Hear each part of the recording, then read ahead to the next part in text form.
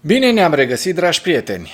Subiectele principale ale analizei noastre de astăzi pentru ziua 990 a războiului din Ucraina sunt: Institutul pentru Studiul Războiului relatează că noua ordine mondială a lui Putin contrazice acțiunile reale ale Kremlinului. Vom vedea cum și-ar dori de mult Putin desființarea unor organizații care protejează lumea liberă, precum Organizația Tratatului Atlanticului de Nord, NATO. Trupele ucrainene au înaintat în nordul Novoivanivka, în regiunea Kursk. Ucraina a atacat cu drone o rafinărie de petrol din regiunea Saratov. Conducătorul Rusiei, Vladimir Putin, a prezentat un plan pentru o nouă ordine mondială care prevede un sistem internațional fără blocuri de apărare. Conform conceptului propus de către Putin, noua ordine mondială ar trebui să se bazeze doar pe deschiderea statelor către interacțiune, absența dogmelor universale, luarea în considerare a intereselor tuturor țărilor la luarea deciziilor globale, abandonarea blocurilor de apărare, drepturi pentru toți și egalitate suverană. Analiștii susțin că astfel de declarații ale lui Putin contrazic acțiunile reale ale Kremlinului. Rusia poartă un război ilegal, așa cum știm, împotriva Ucrainei, destabilizând situația din Moldova și Georgia și cooperează activ cu țări teroriste, cu regimuri anti-occidentale, inclusiv Coreea de Nord, China și Iran. Kremlinul caută probabil să folosească această retorică pentru a distrage atenția de la eforturile reale ale Rusiei de a slăbi guvernele pro-occidentale și de a-și extinde influența pe scena internațională, precum și pentru a promova extinderea BRICS și așa numita nouă arhitectură de securitate eurasiatică, pe care Kremlinul a creat-o pentru a se împotrivi NATO. Da, dragii mei, lupul care dă iama printre oi și-ar dori ca stâna să rămână fără câini și, dacă se poate, să rămână și fără cioban. Ar fi ideal pentru Putler. Ziua 990 a războiului din Ucraina.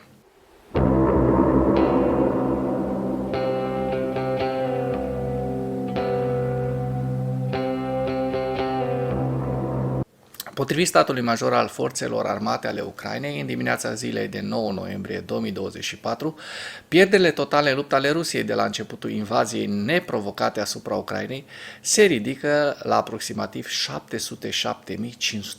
707.540 de militari. În ultimele 24 de ore, Rusia a înregistrat pierderi semnificative pe frontul din Ucraina, între care 1660 de militari, 5 tancuri, 36 de vehicule blindate de luptă și 23 de piese de artilerie. Dacă până în acest moment ai găsit informații utile în material, contribuie cu un like și cu o distribuire a acestui videoclip pentru a ajunge la cât mai multă lume. Forțele ucrainene au înaintat recent pe marginea de nord-vest a principalului salient ucrainean din regiunea Kursk, pe fondul rapoartelor privind intensificarea operațiunilor ofensive rusești de-a lungul salientului pe 8 noiembrie, iar imaginile geolocalizate publicate pe 8 noiembrie indică faptul că forțele ucrainene au avansat marginal spre un paravan în nordul Novoivanivka, la sud-est de Korenevo. Câțiva bloggeri ruși au susținut că forțele ruse și-au intensificat atacurile în raionul Korenevo, în partea de nord-vest a salientului, deși alții au susținut că linia frontului a rămas în mare parte neschimbată, în ciuda luptelor intensificate. Bloggerii militari ruși au susținut că luptele sunt deosebit de grele în Novoivanivka și lângă Darino, de asemenea la sud-est de Korenevo, și că forțele ruse au înaintat la periferia de sud a Pletkovo, la sud-est de Suja. Unitățile Direcției Principale de Informații Militare GUR a Ucrainei au efectuat o lovitură cu drone împotriva unei rafinării de petrol din regiunea Saratov în noaptea de 7 spre 8 noiembrie, care ar fi deteriorat infrastructura rafinăriei. Imaginile de pe rețelele de socializare din noaptea de 7 spre 8 noiembrie arată un incendiu în apropierea rafinăriei de petrol din regiunea Saratov, din raionul Zadovski, din regiunea Saratov. Un canal local Telegram din Saratov a susținut că resturi de la o dronă ucraineană doborâtă au căzut pe un rezervor de păcură și pe o instalație specială de la rafinărie. Rafinăria de petrol din Saratov este o subsidiară a companiei petroliere de stat ruse Rosneft și se pare că produce 7 milioane de tone de petrol pe an, combustibil cu care Rusia susține mașinăria de război împotriva Ucrainei. În ceea ce urmează vă prezint un slide cu evoluția de ieri a celor mai importante fronturi din Ucraina și cu principalele știri din presa ucraineană. Hărțile sunt creația Institutului pentru Studiul Războiului.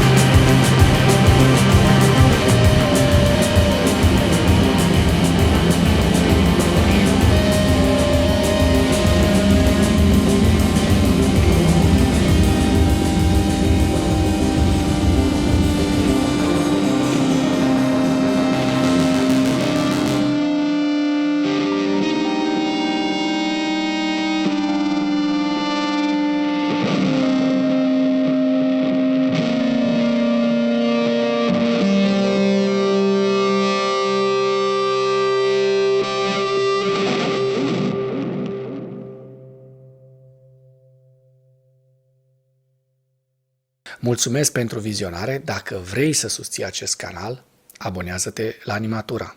Apreciez mult asta.